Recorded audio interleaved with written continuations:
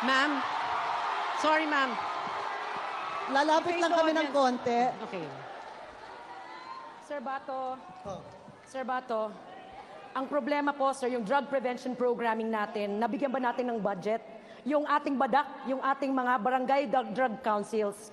Nauna tayo, sir, sa killing before prevention. So ang aking problema, sir, strengthen, before makisawsaw ka, sir, sa war on drugs, sawsawan mo muna yung strengthening the pillars of justice system. Thank you, Ma'am Samira. Alam nyo,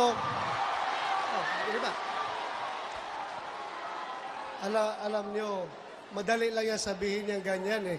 Dahil nga, hindi kayo ang nakaharap sa mga adik na mga siraulo. Kung ikaw ang pulis na nakipagparilan doon sa mga adik, ano kayang pakiramdam mo? Ano ba? You have to preserve yourself. Kaya nga, dipinsahan mo sarili mo. Hindi pa pwede yung, pwede tayo mag-war on drugs na walang patayan. Anong klase pag-iisip yan? Gusto mo, ikaw lang mamamatay? Hindi mo dipinsahan sarili mo? Magpapabaril ka na sa mga adik? Hindi pa pwede yan. Kailangan i-enforce natin ang batas. Kailangan. Kasi, hindi tayo mag-war on drugs. Nasaan na tayo ngayon kung hindi nag-launch si President Duterte ng war on drugs?